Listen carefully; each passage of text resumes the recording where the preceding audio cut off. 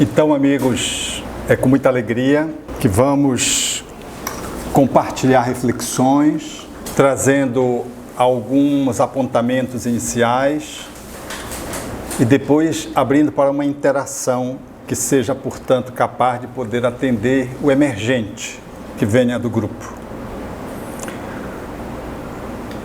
O tempo é escasso, então eu vou fazer preferencialmente uma abordagem mais doméstica do que acadêmica. Mas vou pegar aqui uma linha de raciocínio que possa nos ajudar a entender essa dinâmica, a fim de que a gente possa, então, desdobrar o tema naquilo que vai ao encontro do nosso cotidiano. Então, aqueles que são pertencentes à academia, ou que têm algum interesse nesse nível, não vão encontrar aqui na nossa abordagem de hoje material correspondente.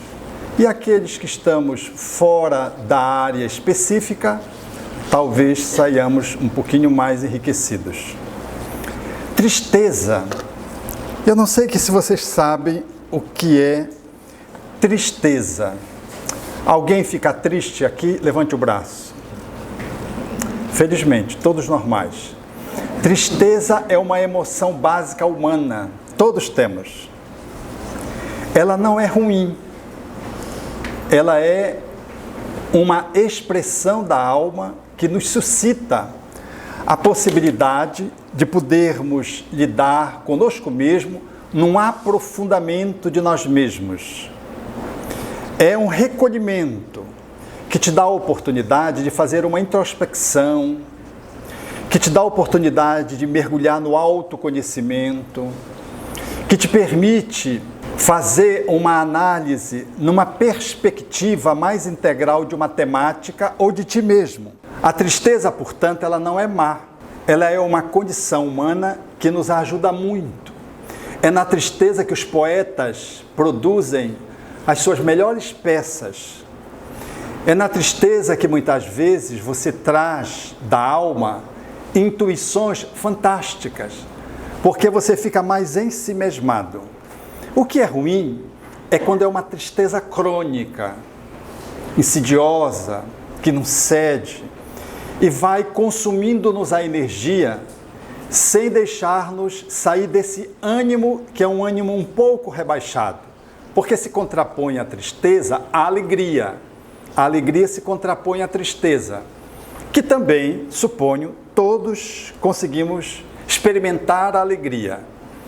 Estar triste todo o tempo é tão ruim quanto estar alegre, rindo todo o tempo. Se uma pessoa ela ri todo o tempo, ela não está bem. Ela está precisando de um apoio medicamentoso ou psicológico. Porque o humor, ele faz isso, é normal. A gente vai na alegria, vai na tristeza, você recebe uma notícia, você recolhe. Então quem fica rindo todo o tempo é alguém que está em surto. Mas viver a alegria como estado de alma mais permanente é muito saudável. Quando a alegria ela assume dentro dessa flutuação do humor uma proporção mais intensa do ponto de vista da sua manifestação, ela comparece com o nome de euforia. A alegria é desejável, euforia não. A euforia é o estado da alma em que a pessoa perde um pouco a conexão com a realidade. Ela fica como quem acaba de tomar algumas doses de bebida alcoólica. Já viram isso, né? A pessoa fala demais, se é enfermeiro fica como dono do hospital, se é soldado vira general, a pessoa começa a perder a contato e ela começa, se ela é tímida, ela já quer subir na cadeira, já quer fazer discurso. É o eufórico. Aí a gente diz, eu adoro o papai quando ele bebe, porque quando ele bebe ele fica alegre. Não, ele não fica alegre. Ele sai do caramujo onde ele se esconde e aí faz uma série de posturas, de posições eufóricas. E depois ele volta para um estado que vem aquém da alegria e aquém da tristeza. E às vezes cai no processo depressivo. Todo alcoólatra bebe, vive a euforia, mas é depressivo. Todo alcoólatra é depressivo, porque o alcoolismo é uma substância depressiva. Então é desejável a alegria, mas não é desejável a euforia, que está presente nos psicoativos, substâncias, que está presente em algumas doenças, como o transtorno da bipolaridade, a pessoa fica eufórica, falando demais, pensamento acelerado, e fica assim muito tchan, mas um tchan que não cede, eufórica. E a tristeza, portanto, é o contraponto da alegria e que também tem um rebaixamento para além da tristeza. Quando o humor ele recai para além do limite da tristeza, a gente diz que a pessoa está deprimida. Se a tristeza e a alegria são normais, a euforia e a depressão, nos polos opostos, representam uma disfuncionalidade. Você não está bem, você está deprimido. Então, a tristeza, façamos dela uma grande amizade, uma grande companheira, para que ela possa nos ajudar a nos autoconhecer, a enxergar a vida de um lugar diferente, a podermos fazer a avaliação da nossa existência, a fazer produções literárias, fazer poesia, produzir algum material que exija intuição, circunspecção. É desejável a tristeza, mas a depressão não. A depressão, portanto, ela é um rebaixamento do humor para aquém da normalidade. Na normalidade, alegria, tristeza, alegria, tristeza. Na normalidade, euforia, depressão. Então, a depressão é uma manifestação do psiquismo aonde há uma queda da energia psíquica. E aí, ela deixa de ser uma emoção básica para ser um distúrbio mental, um transtorno mental, que se caracteriza dependendo do tempo em que ela se estabelece como um quadro que a gente chamaria de depressão maior. Olhando para essa figura aqui, ela já sugere o tema, onde nós vamos focá-lo. E olhando para cá, nós vamos perceber a depressão aqui como esse processo que a gente está trazendo como definição. A depressão, ela se caracteriza por um humor rebaixado e que tem a diminuição do prazer. E esse humor que está deprimido, aquém da tristeza, perduram por, no mínimo, 15 dias. E ao lado desses dois sintomas chaves, que é a ausência de prazer, a pessoa não tem prazer de comer, não tem prazer de relacionar-se sexualmente, não tem prazer de alimentar-se, de sair, de ver um programa de humor, uma novela, um noticiário, ela não tem prazer de receber os melhores amigos, não tem prazer nem de receber os seus filhos.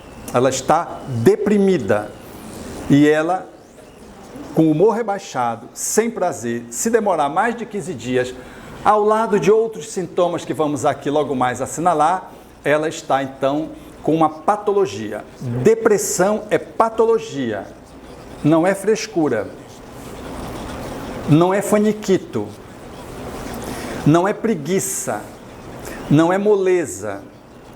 Há que se ter um profundo respeito às pessoas que têm depressão. Porque quando você trata o deprimido com essas terminologias que eu caracterizei, achando que é isso, você empurra ele para baixo. Ele piora. E ele piorando, você não está ajudando, dando bronca nele. Levante daí, você não está vendo que você tem 2 olhos, 2 ouvidos, 2 pernas, tem tanta gente que não tem isso, está cego, paralítico, a gente começa a arrasar, a matar o cara. Ele já está chumbado, aí você reforça o quê? A culpa. Poxa, como é que você fica aí? Então, quando a gente vai assinalando, na ânsia de ajudar, diz, olha, você tem uma família, você tem filhos lindos, olha os seus filhos, mas ele se sente culpado, porque ele não consegue ter prazer, não consegue ter um humor recuperado. Então a gente não ajuda. A gente pode até estimular os filhos, a gente dizer que tem os filhos, você vai melhorar, os seus filhos estão aqui para, junto com você, ajudar você a melhorar. Você vai melhorar para cuidar dos seus filhinhos. Olha, é diferente de dizer, tem os teus filhos aí, rapaz, levanta daí, mulher. Isso é devastador para a pessoa que está depressiva. Então, a depressão é uma grade onde você está aprisionado a ela. E aonde você sente um complexo de culpa, porque você não consegue se mover. Ela é leve, moderada ou grave. Nos estados mais graves, a pessoa não quer sair nem da cama, não quer tomar banho, não quer comer. Que às vezes chega num estado tal que ela resulta para ela, depois de se usar todos os recursos que a medicina psiquiátrica pode oferecer, da química, resulta para ela, às vezes, a eletroconvulsoterapia, o famoso eletrochoque, onde se estabiliza a pessoa com uma dose adequada de voltagem para fazer o eletrochoque, mediante o paciente que está num quadro de anestésico, sob o anestésico, ele não sente nada. Com todo o cuidado, com toda a proteção, tecnicamente, com absoluta boa indicação, a eletroconvulsoterapia. Às vezes é o que salva alguém que nada mais consegue movê-lo no quadro muito grave. Então, na depressão, nós vamos ver alguns, não vou falar disso, mas eu vou só citar para vocês. Tem a depressão maior, que é a depressão que a gente conhece, monopolar. Tem a distimia. A distimia é uma depressão surda. Numa linguagem bem popular, é o chato de galocha todos os dias. Não tem um dia que você está um chato de galocha? Agora imagine um chato de galocha todos os dias. É aquele mal-humorado, que sempre está ruim, porque está fazendo sol, ó chuva, ó sol, ó vida. Ele é exatamente isso, mas é todo o tempo. É o distímico. Ele não fica com aquele sintoma na cama e tudo, mas ele reclama de tudo. E não tem palavra que possa dizer do otimismo. Ele é um pessimista crônico, mas sempre mal-humorado. Não há luz no fundo do túnel para ele. Se vier uma luz no fundo do túnel, ele diz que é uma locomotiva no sentido contrário, vai atropelá-lo. Não tem jeito. O distímico, viver com o distímico é muito difícil. O distímico, viver com ele mesmo é muito difícil. Então a distimia é uma alteração da emoção e que faz, na tristeza, que se aprofunda e vira uma depressão crônica, mas sutil. Ela não é aquela depressão que deixa a pessoa caída, sem trabalhar, com dificuldade de comer, de pensar, de raciocinar. Não, a pessoa, ela parece normal, mas não é. Ninguém aguenta ela. Ela é muito chata. E aí ela precisa ser olhada como um doente. A gente, quando cuida dos depressivos, distímicos, a gente faz com que eles possam se perceber. E é muito difícil sair desse quadro, até mesmo com os remédios.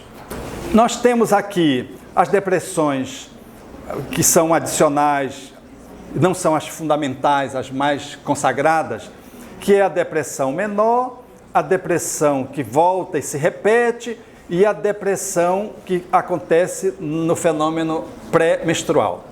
Há mulheres que se irritam e há mulheres que deprimem. Então, são manifestações de depressão que acontecem aqui. E há uma depressão que comparece no transtorno bipolar, que é aquele que vai na euforia e que vai na depressão. Ele circula no bipolar, na bipolaridade. Aqui é só para vocês terem uma visão da depressão. Por que a gente deprime? O que faz a gente deprimir? A gente fica triste porque o amigo não telefonou, porque o filho não passou, porque você deu uma bronca no filho, ficou chateado e ficou ensemismado, meio triste. Você fica triste porque não teve aumento no salário. Você fica triste porque o seu candidato não está bem cotado nas pesquisas de intenção de votos, que nunca são verdadeiras, né? Mas você acredita que ele está caindo, sobretudo porque você é depressivo, ou tem uma tendência depressiva. Aí você vai e aprofunda na tristeza, né? Fica só na tristeza. Se você tem uma tendência depressiva, você cai na depressão, você aprofunda para a depressão. Mas se você não, você fica triste aquele dia. E também a tristeza de um dia, de 2 dias, 3 dias, é motivada por um fator, que pode ser até o fator menstrual. Você fica triste quando vai menstruar. Tem gente que fica triste, não fica depressivo, fica triste. Fica mais choroso, tem gente que fica mais irritado, que até os animais sabem. Os animais se afastam da dona quando ela está naquele período pré-menstrual, porque ela fica muito irritada, às vezes é uma irritação misturada com tristeza, às vezes com melancolia, às vezes com choro. É um quadro que nos leva à tristeza, mas não à depressão. Por que a gente deprime? Então, a depressão, ela envolve alguns fatores. Nós vamos aqui fazer en passant. Os fatores biológicos, quando você tem, por exemplo, um hipotireoidismo, uma queda dos hormônios da tireoide, produzido pela tireoide, você fica mais lento, fica mais devagar e começa a ganhar peso, porque há uma alteração do metabolismo e habitualmente você deprime. Você pode apresentar uma depressão. É uma depressão relacionada a um fator hormonal, não tem nada a ver com uma depressão relacionada intrinsecamente ao cérebro. É um fenômeno que se dá, às vezes, paralelo no organismo, biologicamente, mas que não está relacionado ao órgão que adoece quando está depressivo, que é o cérebro. O cérebro é o nosso órgão que adoece. Então, esses fatores biológicos são os mais variados possíveis. Nós temos na estrutura cerebral um grande sistema de metabolismo, onde tem várias substâncias chamadas neurotransmissores. Quando esses neurotransmissores eles se alteram, nós podemos entrar em depressão. Dependendo do neurotransmissor, ele causa um tipo de sintomatologia. Então, alguns neurotransmissores fundamentais e básicos, quando eles estão com uma cota de presença no cérebro para estabelecer o metabolismo cerebral, o funcionamento cerebral de forma inadequada, quando eles estão numa dosagem aquém, a pessoa entra num processo depressivo. É por isso que se usa os remédios, para tentar equilibrar o quimismo cerebral, esse metabolismo cerebral. Assim como temos o metabolismo do fígado, temos do rim, nós temos no cérebro, que é o equipamento correspondente à nossa função da nossa mente. Então, os fatores biológicos, nós temos os fatores genéticos. Pessoas que têm pais, mães, que são avós, que são depressivos, têm uma tendência a apresentar depressão, porque dispõem de genes que, se ativados, podem gerar depressão. Uns deprimem, outros não deprimem. Por exemplo, meu pai tinha depressão dentro do formato bipolar, e nós somos 7 consanguíneos, nenhum de nós apresentou depressão, nenhum, nem bipolaridade, muito menos. Então, temos uma carga bem direta, é o pai, logo imediata, mas não desenvolvemos a depressão. Por quê? Porque não se desenvolve a depressão geneticamente porque tem um gene. É como um interruptor, você acende ou não acende. Então, acender o interruptor é mover, ativar o gene, é que faz com que você possa deprimir. É como o câncer de mama, que está determinados tipos de câncer de mama relacionado a genes. Então, tem 50% das mulheres que têm esse gene que desenvolve e 50% que não desenvolve. Então, hoje na medicina, tem-se uma compreensão genética diferente do que se tinha até então. Antigamente, se pensava que todo o processo genético era determinante. Então, tinha uma ditadura da genética. Então, as pessoas já entravam sabendo que iam adoecer porque o gene era determinante. Hoje, não. Hoje, a nova compreensão é da epigenética. É tudo que está em torno do gene, que pode ativar o gene ou não. E o que pode ativar o gene? Pasmem. Alimentação, estilo de vida, atividade física, emocionalidade, espiritualidade, tudo isso, todo esse conjunto, ele ajuda você ou ele prejudica você. Se esses elementos estiverem convergentes positivamente, você não vai ativar esse gene. Se eles estiverem negativamente, você vai ativar o gene e vai apresentar aquela patologia gênica. A depressão está dentro desse quadro. Há, portanto, indícios de que a depressão tem fatores genéticos que predispõem a pessoa, mas não é determinante, depende do estilo de vida que você vai ter. Há os fatores psicossociais. Muita gente deprime porque perdeu a esposa, porque deu o esposo. Tem gente que fica alegre quando perde o esposo, né? Você vai dar parabéns para a viúva? É parabéns, porque você vai dar pêsames e troca, porque ele era tão ruim, que você dá parabéns para a viúva, a pobre coitada que sofria lá. Eu vivi essa experiência em Santos, estava no carro, e uma pessoa tinha perdido o esposo. E as 3 amigas, que eram assim, muito ligadas, disseram, mana, nós estamos com tanta inveja de ti, porque aquela tinha perdido e elas não. Então, disse que hoje, quando se perde uma pessoa, ao invés da gente dizer o que será de mim, a gente diz quem será de mim, porque aquele já foi e não valeria muito a pena. Não é verdade, é claro, porque quando a gente perde alguém, mesmo que seja meia boca, a gente sente. E se for a boca inteira, a gente vai passar um aperto. E se for um filho, aí é dramático. Das dores de perda, a pior, segundo as estatísticas, são as mães que perdem filhos. Muitas mães deprimem, não ficam só tristes vivendo luto, num período lá de 2, 3 meses, 1 ano, não. Elas seguem anos afora e apoiados em remédios, porque não conseguiram fazer o luto sem remédio, e não conseguem sair do luto e deprimem e ficam sustentados através das bengalas dos medicamentos. Então, os fatores psicossociais, eles são dos mais variados. Quantas pessoas deprimiram agora na pandemia? Em casa, tendo que lidar com os filhos, tendo que lidar com o esposo, com a esposa, que não conhecia bem direito, agora teve que conviver obrigatoriamente. Quantas pessoas deprimiram porque não tinham como sobreviver economicamente?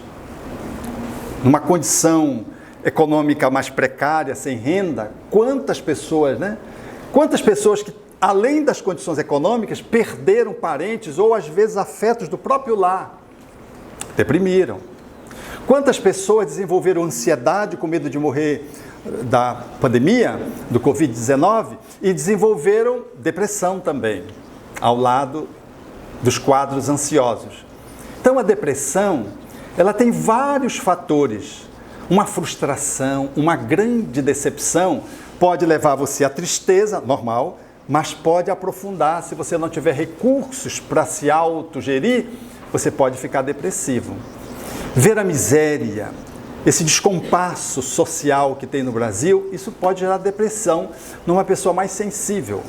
Quando você vê a guerra e a desproporcionalidade que a guerra nos traz através do noticiário, você pode ficar depressivo. Então, vários fatores sociais podem nos levar à depressão e vários fatores psicológicos podem levar-nos ao processo depressivo.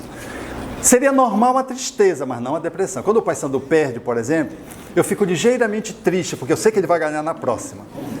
Mas o Antônio, por exemplo, quando o Remo perde, ele deprime, porque ele... Tem gente que deprime por conta do futebol. Deprime. Quando o seu time perde, fica triste, vai para a bebida e começa a deprimir. Se for sair de uma classe para outra, saiu da classe A, né? Ali da classificação dos times que estão na etapa A, caiu para B ou caiu para C, gente, vocês não imaginam, mas tem, por incrível que pareça, tem. Porque a pessoa coloca toda a energia no seu clube, fanaticamente no seu clube, aí o clube cai de rendimento e cai ali de série, saiu da série A para B, ou da B para C, ou da C para D, ou da D para o clube de bairros, aí a pessoa deprime. Então, os psicossociais são esses. Uma frustração afetiva, um filho que nasce e você estava esperando ele como um filho normal e ele nasceu com uma doença grave. E aí você se choca porque você não foi preparado para acolher um filho adoecido, doente. Um pai ou uma mãe que entra num quadro de Alzheimer, você tem que cuidar, de repente você desconhece aquele pai que começou a ter comportamentos absurdos, aí você vai psicologicamente e deprime. Então imagine a série de fenômenos que nos fazem deprimir. O Espiritismo nos traz essa patologia que a psiquiatria agora está começando a fazer os primeiros ensaios de análise, que são as obsessões. Espíritos se conectam com aqueles que dão espaço para conexão e espíritos depressivos se aproximam e podem gerar depressão. Se você desencarnar, você que é médium, que faz um transe de uma entidade que está depressiva, é incrível, a entidade vai e tu fica assim meio despingolado. Por quê? Porque você fica encharcado daquela energia depressiva daquele espírito que se comunicou. Então, a obsessão, ela é uma das causas da depressão e precisamos estar muito atentos. Às vezes, entidades que não nos amam, utiliza entidades depressivas e coloca conectada à pessoa que ele quer deprimir, que tem um temperamento já introspectivo, porque nós temos um temperamento ou extrovertido ou introvertido. O introvertido tem uma tendência depressiva, mais do que o extrovertido. Então, as entidades espirituais podem se valer de entidades que tragam a patologia no mundo espiritual, estejam depressivas, e colocam conectados a uma pessoa que está experimentando ali um mau momento, conectado, então a depressão ali pode se instalar. Naturalmente que o paciente, a pessoa que tem depressão, tem os seus motivos. O obsessor apenas maximiza isso, ele aumenta. Há sempre a tomada que se ajusta ao plug. A pessoa já está ruim e o obsessor maximiza, aumenta, acelera, amplia e a pessoa então entra num quadro de depressão. Estava triste, entra para a depressão.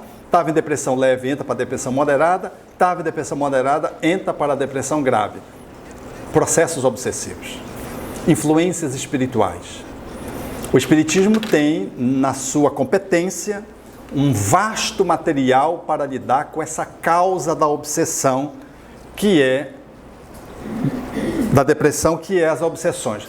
E os fatores anímicos, que nos ensejam considerar que a gente deprime por conta das nossas próprias questões da nossa alma.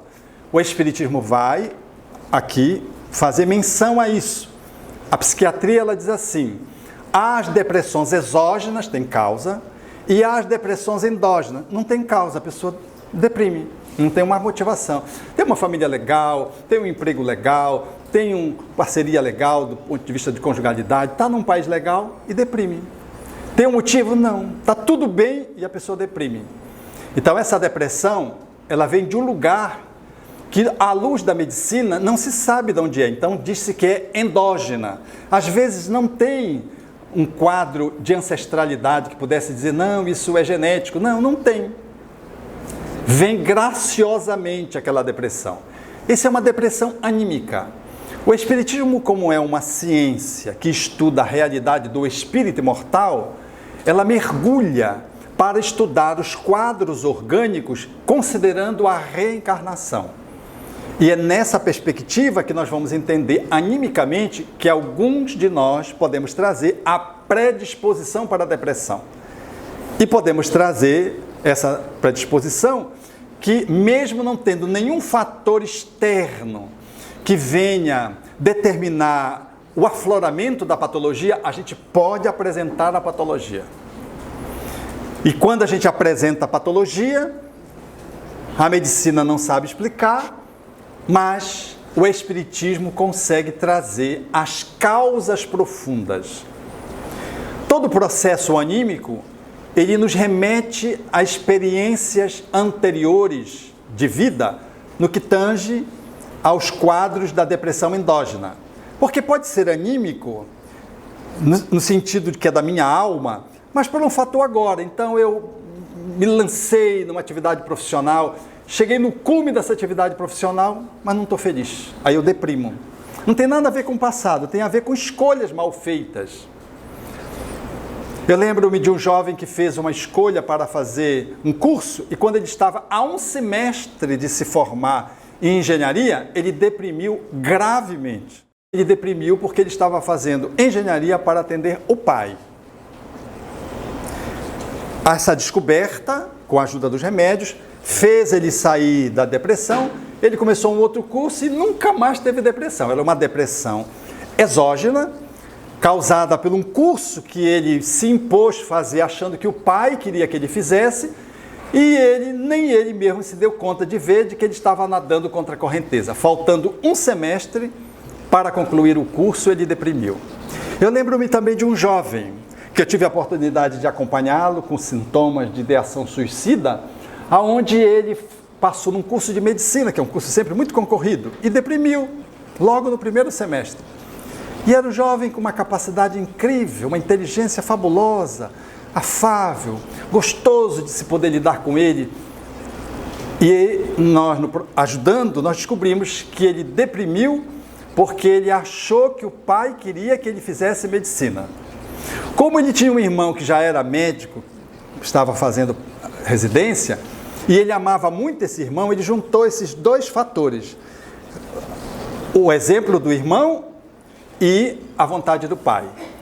Então eu chamei o pai para uma sessão, e ele disse, eu fiz ele falar, e o pai disse: meu filho, eu nunca quis que você fizesse medicina. Eu achei que você que queria. Não, da minha parte não tem nenhum compromisso com medicina. Não tem nenhuma expectativa em relação a você. É você que vai fazer a sua profissão, é você que vai viver dela. É você que vai passar lidando com ela 8 horas por dia durante anos. Eu jamais poderia fazer isso. Aquilo foi o suficiente para o garoto. Abandonou o curso.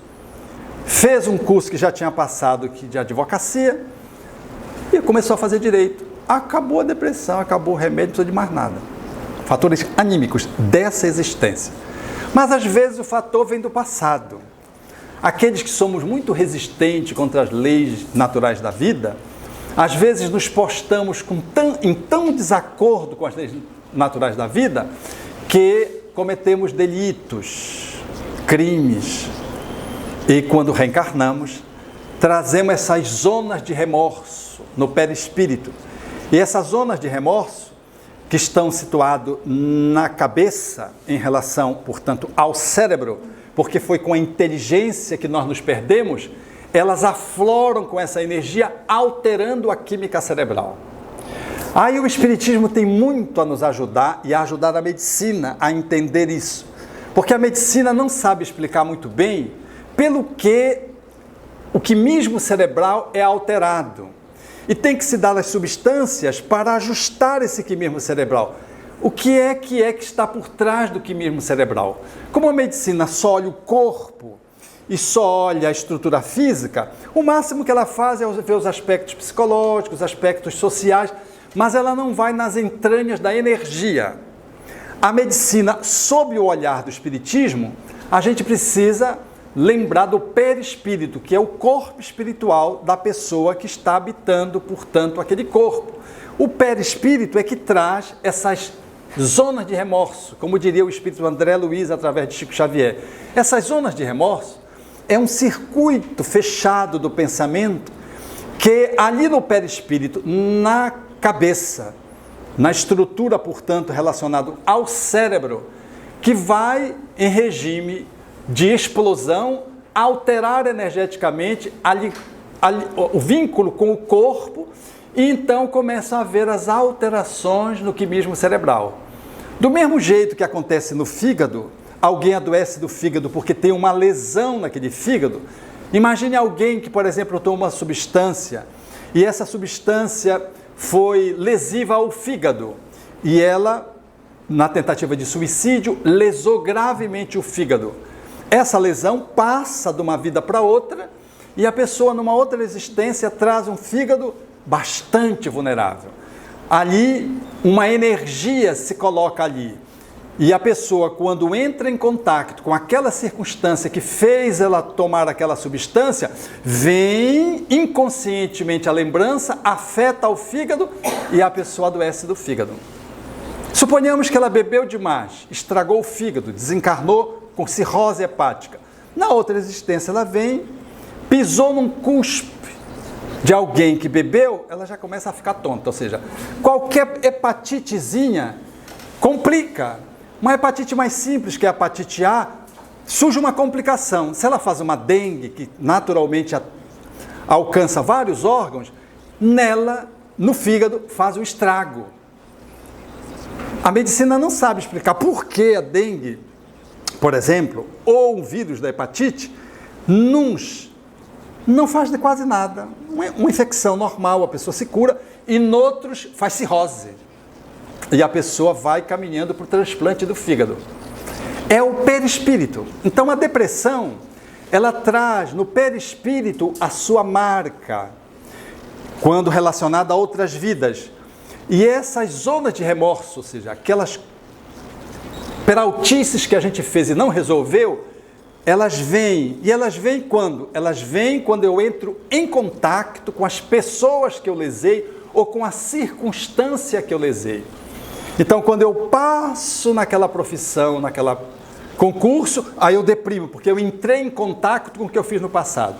Quando meu filho nasceu meu filho, aí veio em mim a memória do que eu fiz com ele, aí eu deprimo. E as pessoas não sabem explicar, mas se você fizer uma regressão, você vai saber explicar. Ela vai se dar conta de que ela deprimiu depois que nasceu o filho, ela deprimiu depois que determinada idade, e sem um motivo plausível. E ela deprimiu porque aquela idade foi a idade onde ela se perdeu, onde ela cometeu um delito. E aquele delito ficou marcado e não justiçado numa outra existência. E ela traz como culpabilidade, complexo de culpa, mas inconsciente. Aí quando chega aquela idade onde ela cometeu o delito, vem uma memória profunda, alterada no perispírito, vai para o cérebro, aí o cérebro começa a viver o desconcerto. E aí tem que entrar a psicoterapia, a medicina e a espiritualidade tratando a pessoa. Vocês vejam que começa a tomar uma conformação muito mais ampla do porquê da depressão. Aquilo que é a alteração do cérebro passa a ser a ponta do iceberg. Por quê? Porque o cérebro alterou por causa da relação afetiva com o filho, a briga conjugal, o emprego ou desemprego, a disparidade das relações com a sociedade cheia de medo, a guerra que está lá que afeta você, mas a tua história de vida que faz com que energeticamente você se altere por consequência o perispírito, o cérebro, e a doença aparece. Então tem um encadeamento, camadas, como se fosse um processo arqueológico. O que aparece é a depressão no cérebro. Por isso que não dá para tratar a depressão só com remédio. Porque a gente toma o remédio e fica tomando remédio. O remédio está trabalhando apenas o quê? Os efeitos, as consequências. Não está indo nas causas. Necessário, importante. Nenhum preconceito contra o remédio. E nem com os psiquiatras. Porque nós temos esse preconceito. Não sei se vocês têm. A gente diz, olha, lá vai ali o meu ginecologista, vai meu cardiologista, mas eu não vejo ninguém dizer, lá vai meu psiquiatra. Fica mal no grupo, né? O psiquiatra não é médico de doido. O psiquiatra é médico para não endoidecer a pessoa. Vamos botar isso na cabeça, para a gente quebrar os preconceitos. Mas tenhamos consciência de que ficar só agarrado no remédio não é suficiente. Mas não suspenda o remédio, porque o remédio faz mal. Causa dependência. Olha, tudo causa dependência. Uns mais, outros menos. Uma parte do corpo, outra noutra. No cérebro, causa. Mas causa dependência dependendo da forma como você administra e se relaciona com os remédios. Quando você tira, como eu atendi agora lá no Jardim das Oliveiras, a pessoa disse, não, esse remédio podia me prejudicar, eu suspendi. Ela suspendeu 3 remédios psiquiátricos de uma vez e ela estava há 15 dias, justo quando o remédio estava caindo a sua funcionalidade do tempo que ela suspendeu, e ela estava um caco. Não é porque ela não precisasse do remédio, é porque ela tirou o remédio abruptamente. O nosso organismo é uma das coisas mais belas que tem. A gente tem que ter respeito por ele, cuidado por ele. Então, quando você começa a tomar o remédio, por exemplo, para a depressão, o médico passa uma dose pequena, 7 dias, depois ele aumenta um pouquinho, depois ele aumenta para a dose ideal. Ele não passa a dose ideal logo de uma vez. Por quê? Porque se ele passar a dose ideal, o organismo se ressente. Então ele faz uma relação de amizade com o organismo. Ele vai dando remédio aos poucos, o organismo vai se adaptando, sente às vezes uma náuseazinha, um desconforto, e ecologicamente se apruma. Aí dá outra dose um pouquinho maior de novo, aí pronto, fica bem.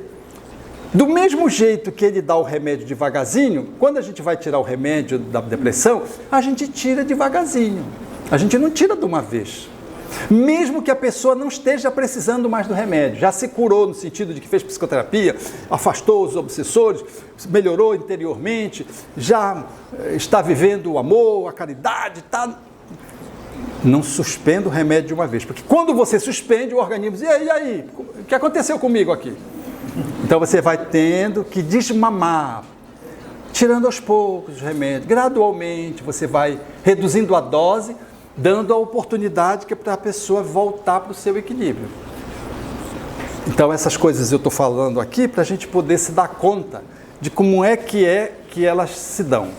E aí como é que acontece a depressão? É o humor rebaixado, é o prazer que a pessoa não tem, mas essas alterações que podem se dar.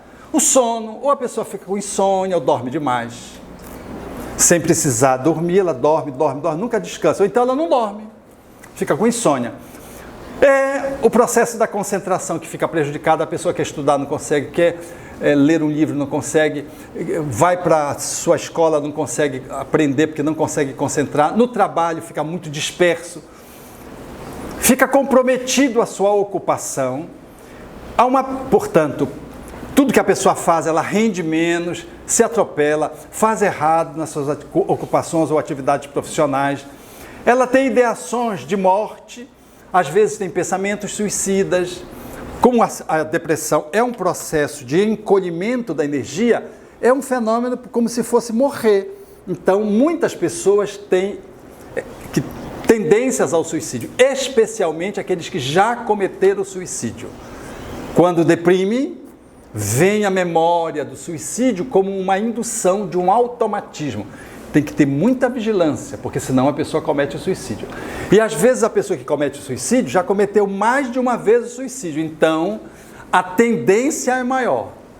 E aí, dependendo do caso, do estágio, você precisa fazer um trabalho não só medicamentoso, não só psicoterapêutico, mas de acompanhante, para manter a vigilância, ajudando a família a poder vigiar aquela pessoa, porque ela está no limite de poder se suicidar a qualquer momento, porque ela já está planejando o suicídio. E ela, se é um ex-suicida, tem muitas chances de cometer o suicídio se ela não for ajudada. Então, o fenômeno da morte está presente, o peso se altera, a pessoa deixa de comer ou passa a comer mais do que devia, engorda ou emagrece. Ela fica com complexo de culpa, quase sempre o depressivo tem muita culpa, ela tem um retardo psicomotor, ela fica mais lenta, fala mais devagar, a voz parece que ela está em câmara lenta, as pálpebras caem um pouquinho, o brilho dos olhos é menor. Você olha para uma pessoa depressiva, você já sabe, né? Pelo brilho dos olhos. Quando você olha para os olhos de uma pessoa que está amando, você vê que brilha os olhos da pessoa que está amando, não é verdade? Mas quando ela está depressiva, os olhos ficam baços, a produção da lágrima diminui. Então ela fica nesse processo rebaixado. Socialmente ela fica difícil do trato social, fica mal-humorada, recolhida, esquisita. A gente precisa ter muita paciência com a pessoa que está depressiva, sobretudo se é um grau moderado ou grave. Mesmo leve, você precisa ter paciência, porque ela fica chata. Nada você agrada, ela não ri, né? E ela reclama, e ela acha que está incomodando, e aí você leva ela para passear achando que ela vai melhorar. Você quer cobrar dela, né? E ela não melhora, e você fica chateada e dá uma bronca nela, porque você acha que não resolveu o passeio, a bronca vai resolver. Não resolve, não é assim. Eu lembro de um cidadão que teve depressão e um amigo do trabalho foi visitá-lo. Essas coisas que não existem quase na Terra. A gente lida com depressão, né? Então eu sei como é atender o depressivo. Ele não queria saber de ninguém, nem de familiar ninguém. Esse amigo foi lá, aquele amigo chato, persistente, insistente, foi e visitou. ia toda semana visitá-lo. E ele via, quando nós tínhamos os nossos acompanhamentos semanais, ele vinha e me dizia, eu perguntava, e o colega lá do trabalho? Veio semana passada. E você, como é? Chato ele. E fica... Gente, esse amigo não desistiu. Acabou que ele foi melhorando. O amigo que levou para fazer as caminhadas, que é uma das indicações para lidar com depressão. O amigo que convidou os amigos de profissão dele, porque a encrenca foi na profissão, para ir ao shopping, almoçar, diminuindo a tensão que ele ficou de voltar para o trabalho. O amigo que fez essa caminhada era o amigo do coração. Eu disse para ele um dia, olha, esse cidadão aqui você não encontra assim na rua facilmente. Porque ele era um colega de profissão, ele não era amigo, ele era um colega de profissão. Mas quem teve depressão sabe como é que o depressivo sofre. E ele não ligava para ser maltratado, cara feia, não queria atendê-lo, não receber os nãos para tudo que ele fazia de proposição, não ter o retorno, você quer botar para cima a pessoa, não traz retorno. Mas ele sabia como é o depressivo, então ele não cobrava nada, a gente não pode cobrar do depressivo. E ele insistiu, e disse, não, eu sei, esse amigo era um colega de trabalho, agora ele é o meu amigo. E esses movimentos ele fez sem nenhuma intervenção, não foi assim o terapeuta que procurou e disse para ele fazer, não, ele fez espontaneamente, com a sensibilidade dele. Então, é esse quadro que a gente precisa olhar, que socialmente a pessoa fica atrapalhada. Energeticamente a pessoa fica com a energia lá embaixo, não tem energia para nada. Não tem energia para relacionamentos sexuais, não tem energia para o trabalho, não tem energia para cuidar dos filhos, não tem energia para nada. Às vezes falta energia para tomar banho. Então, é uma baixa. Isso é o como. Para que a grande pergunta que se deve fazer? Para que a gente deprime?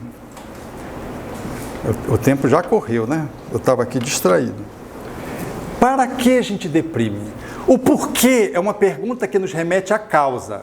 O para quê é uma pergunta inevitável que devemos fazer. Porque senão a gente vai ficar olhando para trás. Não. O porquê a gente entender a dinâmica biológica, a dinâmica psicológica, a dinâmica social, a dinâmica espiritual, a dinâmica anímica da minha alma. O que é que me motivou a ficar depressivo? O porquê? Pelo que eu cheguei aqui? E a outra pergunta é, para que a depressão me alcançou? O para que é uma pergunta que projeta você prospectivamente, para frente. Então, responder essa pergunta é te devolver a vida, é trazer-te para a vida, porque senão você sai da depressão e adoece de novo, porque só tratou com remédio. Ou trata com remédio, melhorou, voltou a trabalhar, mas está ali com remédio, Não consegue suprimir a medicação, porque você não está se tratando, está lidando como se fosse uma doença, onde você dá o remédio e cura. O remédio não cura, ele é remédio, remedia, não cura. Só quem se cura somos nós. Mesmo os atendimentos psicoterapêuticos, os psicoterapeutas, eles são placas indicativas, projetam luz, mas é você quem caminha. Eles são os frentistas que põem ali um combustível, mas é você que faz a viagem. Então, no quadro depressivo, o Espiritismo suscita com muita grandeza nós nos respondermos, adoecemos, por que adoecemos e para quê? Que objetivo? Para onde essa doença quer me projetar como uma metáfora, como uma placa indicativa, como um chamado para o meu caminho? Porque se eu não aprender a lição, eu posso até suprimir o remédio, desmamar, ficar bem, lá adiante eu vou deprimir de novo. Então, a doença é uma linguagem da natureza para nos chamar a atenção que do jeito que está, não está bom, que a gente precisa fazer um outro jeito melhor. Não é algo externo, que eu cuido externamente e pronto, acabou. É algo interno, que diz respeito à própria pessoa que experimenta a depressão. E ela, se tiver esse olhar, ela vai ousar se responder qual é o objetivo, qual é o sentido com que a depressão me alcançou, pelo que ela me alcançou, para onde ela quer me jogar, me projetar. Então, nós passamos a lidar com a depressão com um olhar mais positivo. E à medida que a gente vai se tratando, a gente vai perguntando o que foi que fez eu adoecer e o que é que eu preciso fazer daqui para frente, sempre para frente. Eu olho para trás e olho para frente, para que eu saia da depressão definitivamente maior, mais belo, mais saudável, emocionalmente mais forte, para que eu possa espiritualmente me sustentar, para que eu saia com aprendizados, com lições novas. Essa é a finalidade da depressão. Então não coloque na costa do psiquiatra, do psicólogo, a responsabilidade de curar você. Se você deprimir, assuma de que a depressão é algo que está como uma lição que você precisa resolver. É uma equação, um problema que você precisa resolver avançando. Então é esse o olhar que o Espiritismo traz. Quando olha de uma forma mais sistêmica a doença, a depressão, olhando as nossas emoções básicas e a que está relacionado a ela, que é a tristeza, para nos municiar de recursos que possam nos ajudar a fazer a ressignificação da nossa vida. Porque por trás da depressão tem qual é o significado da tua existência, qual é o sentido da tua existência. Nós vivemos num mundo muito rápido, muito difícil, muito a galope, né? Um mundo onde a gente está muito focado nas coisas, no sucesso, né? Nós nos esquecemos que somos espíritos. Então a gente vive como se fosse corpo. Como se fosse morrer, a gente não vai morrer, a gente vai desencarnar, mas vai desencarnar mesmo. E o que é que eu preciso fazer no aqui e no agora? Qual é o meu objetivo de vida? Então é esse olhar que vai me suprir de elementos para que eu não entre numa crise existencial. Porque às vezes a causa da depressão, na atualidade, que é uma doença, o demônio da meia-noite, né, conforme o livro, ela suscita nos falar de uma relação existencial. Não temos sentido existencial. Nós não temos a perspectiva do que é a vida. Então, o Espiritismo é uma doutrina muito elegante, muito rica, porque ela nos fala das entranhas para fora, do espírito para o corpo, dizendo-nos que nós temos múltiplas existências. De que o filho que se foi, não se foi, saiu do corpo, desencarnou. Dói, mas ele continua vivo. De que a frustração profissional foi uma ocorrência que me colocou no lugar de onde eu deveria nunca ter saído, porque eu estava me perdendo na ganância, na ambição, na vaidade, na perdição. E aquele frustração que aconteceu foi me botando de volta para o caminho. É o Cristo nos ajudando a voltar para o caminho. De que, portanto, muitas das coisas que acontecem conosco, que são aparentemente coisas ruins, são coisas positivas. Coisas que a gente diz, eu sou um azarento. Não é um azarento, você é um sortudo, e por isso você perdeu um sentido do corpo. Porque se você tivesse os sentidos todos, você estava perdido. Você nem se deu conta disso. Então, depois de uma depressão, que não precisava, é que a gente acorda quando olha o para quê. Que a gente fica, mas o que eu estou fazendo da minha vida? Quanto vale a minha vida? Quanto vale a minha relação com os meus filhos? A minha relação com meu pai? A minha relação com aquela pessoa que caminha do meu lado como parceiro e parceiro de viagem? Qual é o objetivo da minha vida? Aí você sai do corpo, cheio de dinheiro que já perdeu, com um patrimônio extraordinário que já não mais pertence a você, e você quer manusear as cédulas, as contas, o mercado, e já era, e ficou atrás de você tudo por ser vivido. E você saiu do corpo e não aproveitou nada. Foi só uma pessoa famosa, muito rica, mas tão rica que só tinha dinheiro mesmo. Miserável, portanto. Miserável. Então o Espiritismo nos chama não para uma acomodação do ponto de vista da relação com as coisas, não é isso. É dar às coisas o lugar que elas têm e valorizar o contato, o humano, o espiritual, o subjetivo.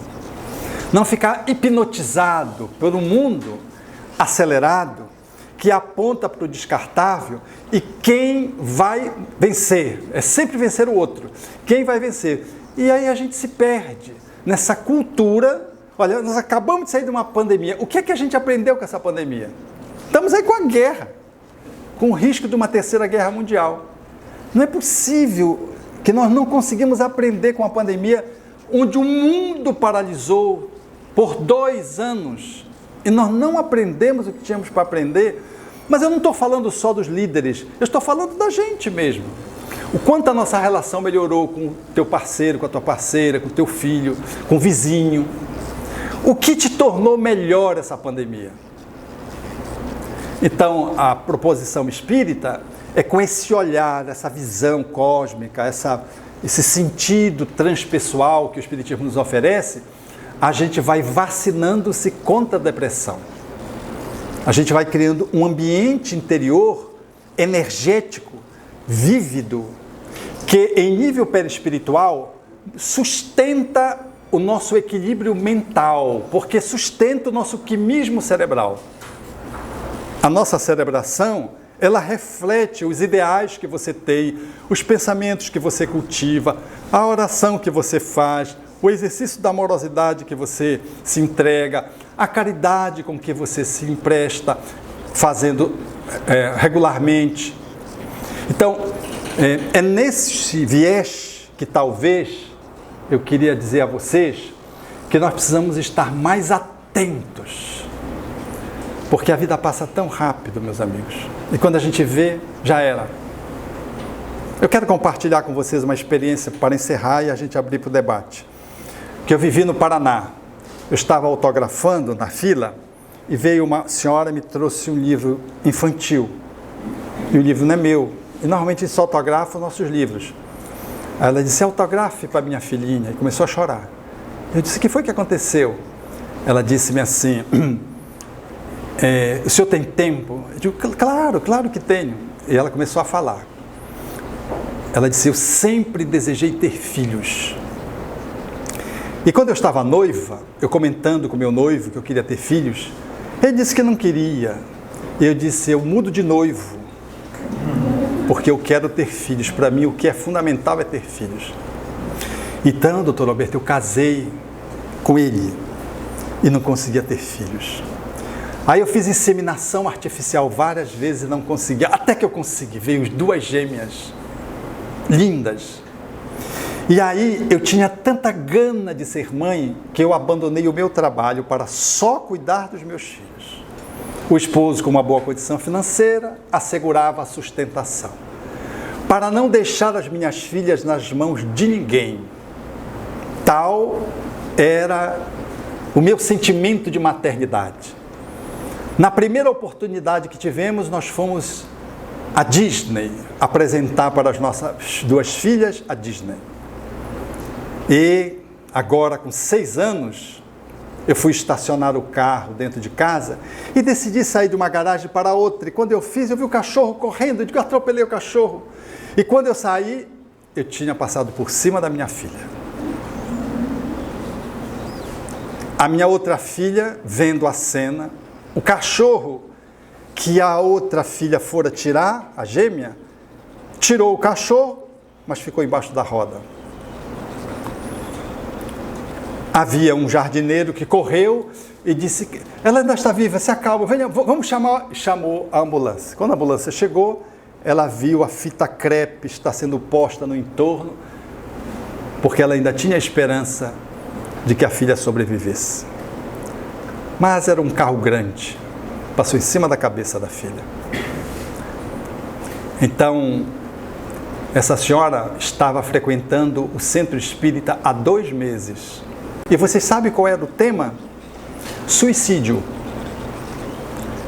Era a prevenção para que aquela mãe não cometesse o suicídio. ela disse, a dor foi tão grande, tão grande. Felizmente, eu tive o apoio do meu esposo, porque essa minha filha era muito vinculada a ele. E eu fiquei com muito receio que ele me culpasse. Mas ele me deu sustentação e disse, você não teve culpa. Isso foi um acidente. Enquanto os meus pais, doutor Alberto, me disseram, se você estivesse frequentando mais regularmente a igreja, não teria acontecido essa tragédia. Patético, patético. O que é que você faz com uma pessoa que traz esse tipo de conteúdo? A outra filha dizia, mamãe, a senhora não teve culpa, mamãe. Aquela mulher chorando, que queria trocar de noivo se o noivo não quisesse ter filho, que fez inseminação artificial porque não engravidava, insistentemente, que abandonou o trabalho para cuidar das filhas, passou por cima de uma filha. 2 anos depois eu a encontrei no Paraná. Ela sorridente, voltou a viver, graças ao Espiritismo. Quando ela me contou, eu levantei, abracei eternamente e disse para ela, eu sinto muito, mas não esqueça de que você tem uma outra filha. A outra você devolveu para o divino, mas ficou uma com você. O Espiritismo é essa doutrina desse tamanho, que nos resgata dessas circunstâncias dramáticas que dificilmente nós conseguiríamos se não tivéssemos a compreensão das leis que nos regem a existência. Então, nos aproximarmos um pouco mais da espiritualidade. À luz do Espiritismo, nós temos fóruns de cidadania universal para lidar com problemas dessa monta. Eu fiquei muito inquieto porque eu perdi o endereço dela. E lá, o 2º ano que eu fui, não a encontrei. O outro ano, lá estava ela. Aí nós estabelecemos o contato, batemos foto. Era uma outra mulher. Como é que uma pessoa pode conseguir se erguer diante de uma tragédia dessa? Pode. Pode. O ser humano, ele tem um potencial incomensurável para superar-se. Incomensurável. Então, é o para quê que o Espiritismo chega e faz a festa no nosso coração e nos devolve a alegria de viver. Muito bem, vamos para as perguntas? É levantar o braço e faz da onde você está. Ela primeiro. Aqui. Lá e lá. Vá. Eu? É. Eu queria voltar a uma parte da sua fala, que você refere a fatores obsessivos, tá? Quando nós criamos uma condição para a aproximação da... E você falou também na questão das drogas psiquiátricas, e a pergunta que eu faço é muito objetiva, tá? De que maneira as drogas psiquiátricas, de certa forma, elas vão anular essa interação entre o espírito obsessor e o espírito obsediado? Muito boa. Mesmo nos quadros de depressão movidos por obsessão, mesmo nesses quadros, nós precisamos usar a medicação se o médico passar. Por quê? Especialmente se a pessoa for médium, ela fica muito vulnerável aos espíritos. E a mediunidade, conforme Kardec diz, está radicada no cérebro, ela está no cérebro. Então a pessoa está muito vulnerável às influências espirituais, porque ela está em si mesma com uma sintonia baixa. Então as entidades têm um fácil acesso, sobretudo se ela for médium. A medicação cria um bloqueio, as chamadas medicações neurolépticas. Elas como que fazem uma parede, diminuindo, não impedindo, mas diminuindo, que esse circuito mental possa se estabelecer. Então, se a causa for genuinamente obsessiva, predominantemente obsessiva, ainda assim a pessoa, dependendo do grau, precisa tomar remédio. Se for uma depressão leve, não precisa. O protocolo é psicoterapia. Se for uma depressão moderada e for de causa obsessiva, a pessoa pode sair sem remédio? Pode. Mas ela pode tomar remédio? Pode também. Deve tomar remédio? Depende da situação. O remédio vai ajudar, porque ele vai... Os médicos psiquiatras espíritas, às vezes, fazem uma subdose para ajudar aquela pessoa a fazer esse bloqueio, minimizar o bloqueio dessas interferências que se faz pela via do cérebro, especialmente nos médiuns. Então, há medicações que ampliam, estimulam. Se você toma um LSD, ele amplia o teu psiquismo. Se você fuma um baseado, ele amplia. Mas se você toma álcool, ele chapa você. Dependendo da substância, ou ela faz um processo depressivo, ou ela faz um processo estimulante, ou ela despersonaliza, como é o caso da maconha, que despersonaliza. Então, os remédios, eles têm a finalidade de atender, de conformidade com o psiquismo que a pessoa está apresentando, o médico passa um remédio que tem este ou aquele efeito de conformidade com a necessidade que a pessoa está apresentando. No quadro depressivo, os remédios são os antidepressivos. Quando tem processos espirituais, associa-se os neurolépticos, que fazem essa barreira para diminuir as interferências espirituais. Mas isso se o médico for espírita, porque ele sabe disso. Se ele não for espírita, ele vai passar porque vai melhorar. Ele não sabe desse detalhe.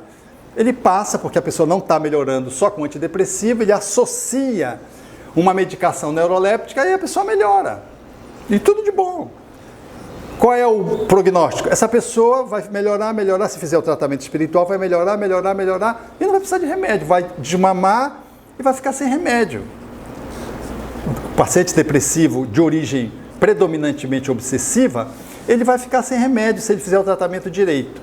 Porque não é o espírito que vem e faz a obsessão, é o indivíduo que é vulnerável ao espírito.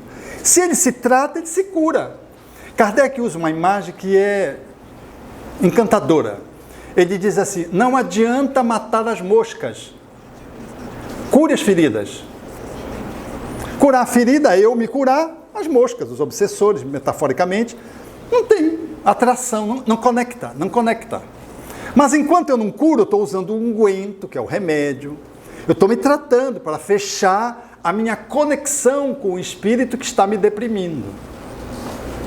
Então, é por esse caminho aí que nós vamos seguindo, associando medicina e espiritualidade. Uma advertência. No centro espírita, a gente tem mania de suspender remédio e dizer que tudo é espiritual. Como psiquiatra, que não conhece espiritismo, acha que tudo é cérebro, não a considera obsessor. Não, eu estou vendo aqui um cara aqui engarguelado, que está engasgado, com uma corda no pescoço, eu vejo, o psiquiatra está delirando, ele larga remédio, ele nunca vai pensar que é um espírito obsessor, salvo você de estudar espiritismo. Então, nós agimos com exclusão. Um mau dirigente espírita, um mau entrevistador, analisa selvagemente de que tudo é espiritual e não tem nada orgânico, e o médico analisa que tudo é orgânico e não tem espiritual. São análises excludentes, infelizmente.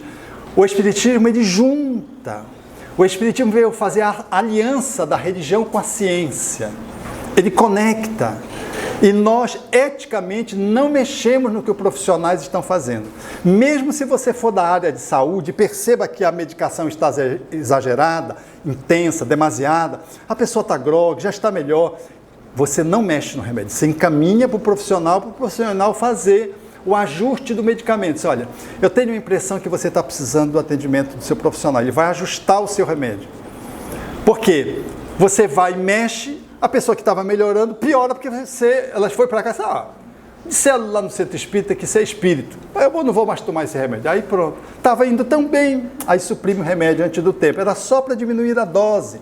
Enquanto você está fazendo o seu tratamento espiritual, enquanto você está melhorando psicologicamente, se for obsessão, enquanto você está fechando as suas feridas, das suas imperfeições que causam as obsessões.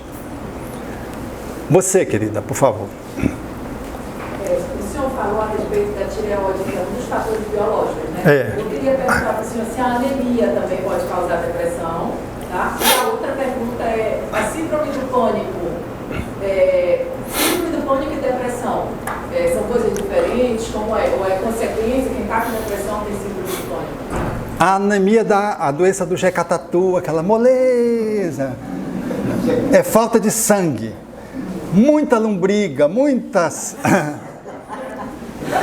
Taco vermífugo acaba, entre aspas, a depressão. Não é depressão, naturalmente. É uma fragilidade orgânica, né? Como atendi certa vez uma senhora lá no jardim, então ela estava tendo tontura, né? E os amigos pensavam que era espiritual, né? Mas aí quando eu fui avaliar, ela não comia para dar para os filhos. Era fome. Anêmica, faminta, desnutrida, porque não comia, porque não tinha comida, a comida que tinha era alimentar os filhos, numa invasão. Então, deu comida, a pessoa já lá melhora, já começa a ficar melhorada da depressão, da obsessão, né? Agora, a outra pergunta que você fez foi sobre a síndrome do pânico. A síndrome do pânico é uma entidade médica que está relacionada à ansiedade que cresce, fica tóxica e transborda e dá uma crise envolvendo os hormônios e você tem a percepção que vai morrer. O coração bate, às vezes você está vendo televisão, está lá no Silvio Santos, rindo, e vem aquela crise, que você não está estressado, está rindo. E não é por conta do Silvio Santos que você está tendo a crise de pânico. Mesmo você se divertindo, vem, você está sentado na cadeira, olhando o horizonte, aí vem, porque teve uma crise e a crise começa a se repetir depois. Vem esse impacto dos hormônios, envolvendo ali a suprarrenal, o coração bate rápido, você começa a suar, a respiração parece que fica curta e você tem a impressão que você vai morrer. Esse é um sintoma muito, né? E as pessoas já sabem que você não vai morrer, porque é a 100ª vez que você quer ir para o hospital achando que vai morrer. Nem os médicos mais aguentam. E lá vem o fulano, porque ele vem, né? Mas a pessoa diz, não, mas agora é. Até que ela começa a perceber que ela não morre. Ela não é gato, mas não morre. Não tem certeza. Aí ela começa a lidar, a administrar a crise. Naturalmente ajudada pelos médicos que começam a mostrar que a síndrome do pânico não mata. Todo quadro de ansiedade tóxica, do transtorno de ansiedade, que pode trazer a síndrome do pânico ou não, ele pode ter um sintoma de depressão. Sintoma, não é a doença depressão, o transtorno da depressão. Os transtornos do humor maior, a depressão, não é. É um sintoma, a pessoa fica deprimida. Mas fica deprimida, vamos usar assim uma expressão assim coloquial, michurucamente. O problema dela é a ansiedade. O carro-chefe é a ansiedade. Vem um apêndicezinho que é um sintoma da depressão. Diferentemente da depressão, doença, que às vezes, que é o carro-chefe, que às vezes vem um sintomazinho de ansiedade. Você vê depressivos que não são ansiosos e depressivos que são muito ansiosos. Mas a ansiedade é um sintoma do quadro depressivo. A pessoa sofre do quê? Transtorno do humor, depressão. Dentre os sintomas, ela tem ansiedade exagerada. O outro não, tem um transtorno de ansiedade apresentando crise de pânico ou não. E tem um sintoma de depressão. Uma terceira e última hipótese é que às vezes vem as duas patologias, são os premiados, vem as duas patologias juntas. Há uma co-enfermidade. A pessoa tem o transtorno do humor e tem o transtorno de ansiedade. Tem as duas patologias associadamente. Entendeu, querido? Diga. Assim, não é uma pergunta, é só para confirmar que o senhor está certo na hora que fala. Ai, graças a Deus que eu estou certo. Porque assim, eu sou uma mãe que vai fazer 4 anos e 3 meses agora, que eu também devolvi um filho meu. Um acidente lá em Recife, vai fazer 1 mês que eu estou morando aqui. Então, assim, logo no início, me levaram para o psicólogo. Mas eu cheguei lá, eu passei 1 hora olhando para a cara dele e ele para a minha. Então, prescreveu um bocado de remédio, né, para me dormir, para dizer o que, não sei o que, e eu não quis. Onde eu achei meu conforto e meu pilar foi no centro. Não sei se você conhece a Uniluz, lá em Recife. Foi onde eu encontrei o meu apoio. Eu nunca tomei remédio. Né? Meu filho sofreu num acidente de helicóptero. O pai é piloto e o mais novo também é piloto, também não fiquei com trauma. Certo? É onde eu me fortaleci. Então o senhor está certo. Assim, o centro, o espiritismo, é assim, para mim, é a coisa mais maravilhosa do mundo. Eu só brigo um pouquinho com Deus, porque o Senhor não me levou antes. Me levou na dor, né? Porque eu fui conhecer o centro pela dor. Mas assim, é maravilhoso, e quando o Senhor diz que o centro é tudo, realmente, para mim é tudo. Quem tem essa sintonia com o espiritismo, que bom. Mas quem não tem, a gente deve estimular a espiritualidade. Que essa pessoa cultive uma religião. Porque a religião que nos leva à espiritualidade, ela sempre ajuda-nos a viver. E os depressivos, a depressão é menos frequente estatisticamente nas pessoas que cultivam uma fé, qualquer que seja ela.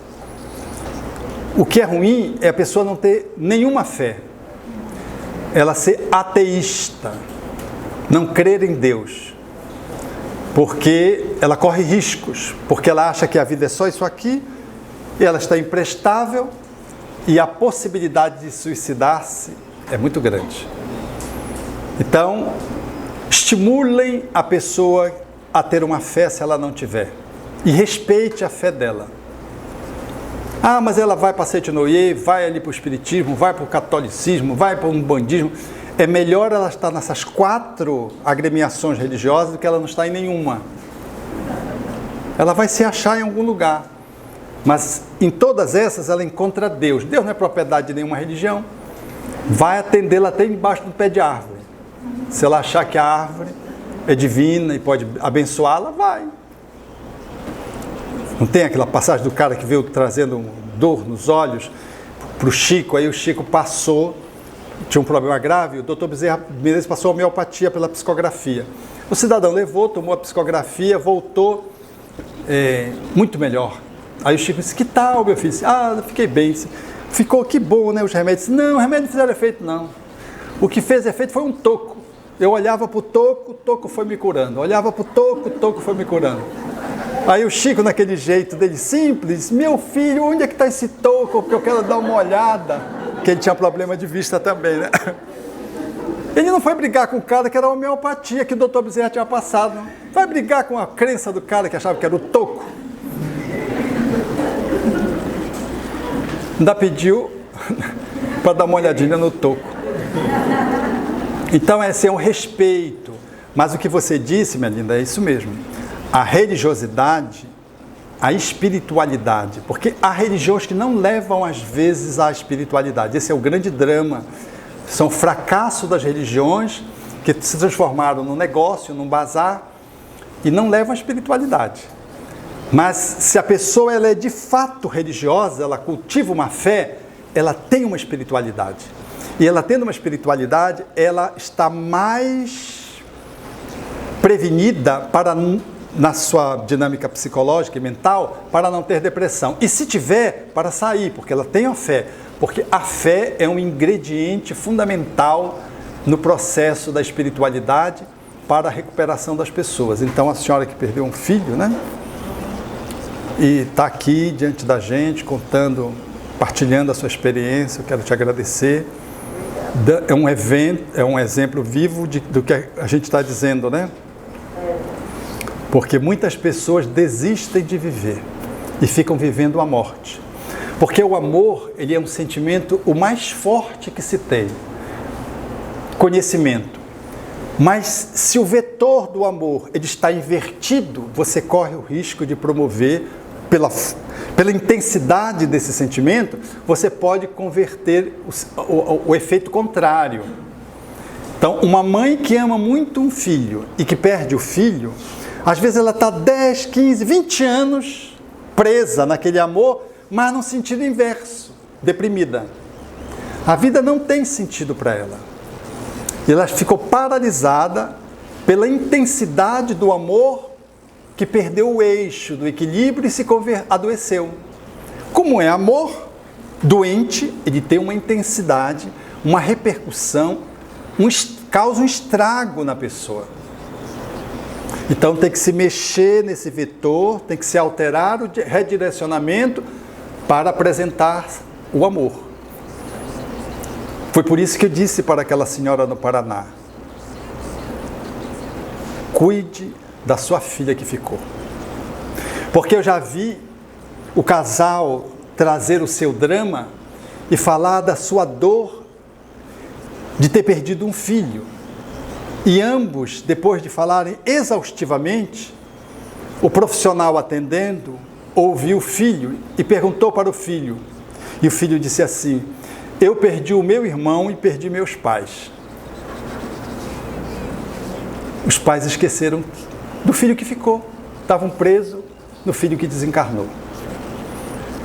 Então é essa dinâmica que a espiritualidade, na perspectiva espírita, nos ajuda a ter um olhar diferenciado, para não ficarmos paralisados com o nosso amor congelado.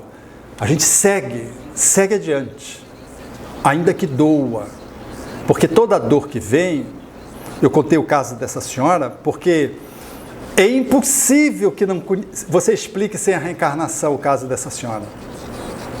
Tudo focada na família e a tragédia acontece inconscientemente, através do desvelo dessa mãe, num acidente de um carro. Então isso é karma, isso é uma experiência muito dolorosa, que se você não tiver um outro olhar, você sucumbe. Roberto, Pois não. Às vezes é até o contrário. Nessa problemática que a mulher, a família, às vezes a mãe, encontra forças para fazer um trabalho de solidariedade, uma ONG, não é? De reconstruir alguma coisa. Ela sai, você falou, né, que o amor está invertido, então ela vai para fora. Ela leva depois que ela passa do luto, que ela curte o luto, que é natural, ela tem essa força de buscar, não é, lá fora. Aí eu me lembrei agora daquele cantor antigo, que era o único filho, Cazuza, né, que ela mantém até hoje, não é? Todo aquele projeto, eu acho que ela está mantendo até hoje aquele projeto, né, de criança, enfim. Você vê se uma família perde um ente querido com câncer, aí de repente eles focam, não, vamos trabalhar agora no hospital de câncer, não. Então isso tudo é um caminho, né? Tudo isso é um segmento para que a gente possa sair desse casulo, né? Achar que nós estamos sofrendo, somos os únicos a sofrer, e vai em busca. Isso para mim, particularmente, eu não sei, mas eu acho que é a melhor terapia que tem. Pois é, então a gente precisa ser ajudado a fazer essa transição, né? Porque para a gente às vezes está claro, mas para o outro não está. Então esse ato pedagógico de levar o outro, de encaminhar o outro para fazer esse caminho, é que eu acho que as casas espíritas, elas bem equipadas com os entrevistadores, têm chances de fazer isso com muita competência, ao lado dos profissionais da área da psicologia, da psicoterapia, que têm essa missão de cuidar dessas pessoas que fazem essas perdas e contribuem de uma forma incrível. Por fim, amigos, eu quero dizer como falta cristianismo no cristianismo desses dias, né?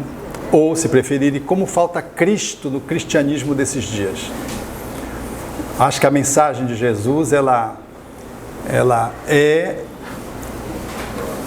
o ponto fundamental para que a gente possa pensar numa psicoterapia de vanguarda, dado o exemplo que ele deu,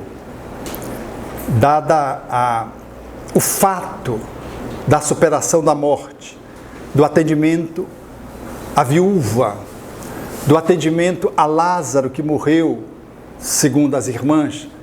Jesus passa e vai nos dizendo como é que nós temos que lidar com as intempéries da vida. O Espiritismo traz a figura de Jesus de volta, nos apresenta sem nenhum rebuscamento de culto externo, respeitáveis nas religiões que implementam esse tipo de prática e nos dá um Cristo vivo, descrucificado, para que a gente possa usar no nosso cotidiano para maximizar a nossa saúde mental, a fim de que a depressão não encontre guarida. E se tiver dentro do quadro das nossas experiências reencarnatórias, que vivermos esse processo, porque é possível que possamos trazer, se tivermos Jesus dentro do coração, ele será minimizado, se não transmutado. Eu lembro-me de José, o irmão de Chico Xavier, que atendia as pessoas que não conseguiam chegar no Chico. E ele fez isso durante longo tempo. E lá num dia, ele tem um acidente vascular cerebral e ia ficar numa cama mediante um karma de 10 anos. Ele ia ficar numa cama. E o Emmanuel disse ao Chico: nós vamos aplicar um passe para desligar o José do corpo, porque ele tem um merecimento, porque ele está há 10 anos atendendo as pessoas que querem chegar em você, dada a multidão, não consegue. Eles foi, aplicou o passe e o José saiu do corpo. Passado um tempo, o José, conversando com o Chico, fora do corpo, disse, o Chico perguntou como é que ele estava, ele ainda sentia aquela coisa, zoamento na cabeça. O karma era tão intenso que mesmo com a ajuda da desencarnação ele ainda ficou azoado. E o Chico disse: peça a São Luís de França, porque o guia espiritual da obra de Chico era São Luís de França. Peça a São Luís de França que lhe ajude, ele vai passar pelas instituições que ele tutela, peça ajuda. Então Chico conta que no dia José viu uma mão que trazia um lírio e aproximou do nariz do José. E aquela flor se desfez entrando pelo nariz e o José curou. O José curou. Depois o José vai e menciona para o Chico essa experiência que eu estou narrando para vocês. Então nos entreguemos a essa espiritualidade rica de resultados e nos entreguemos ajudando os outros que vão adoecendo do nosso lado, no vizinho, na parentela, porque nós precisamos ser mediadores do Cristo nesse cristianismo que empobreceu e nessa grande onda que tem se feito no nosso país e no mundo contra o Cristo, os anticristos, o Cristo ridicularizado, banalizado, enxovalhado, em atitudes absolutamente ridículas, burlescas. Nós precisamos estar bem ativos para fazer valer esse Cristo nesse período de transição onde essas coisas estão acontecendo, porque nós ainda vamos ter muitas dificuldades, amigos, muitas dificuldades. Cadê o Antônio? Então vamos orar, queridos. Pai de infinito amor e de infinita bondade, muito obrigado, Senhor, pela aprendizagem que Tu compartilhastes conosco através do nosso querido Alberto Almeida. Muito obrigado, Senhor, por nos possibilitar a oportunidade de estarmos aqui para aprendermos esse nós no trabalho de solidariedade universal para o qual Tu nos convocas.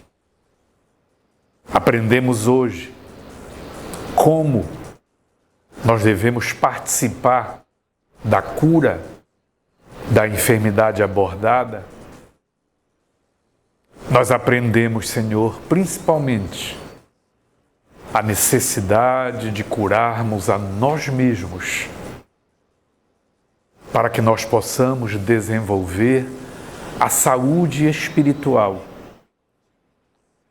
que há de nos permitir que, como espíritos imortais, nós possamos caminhar na direção do amor, da sabedoria e da beleza que tu, por misericórdia, compartilhas conosco e esperas de cada um de nós o esforço de colheita dessas dádivas, porque nós fomos criados para a felicidade.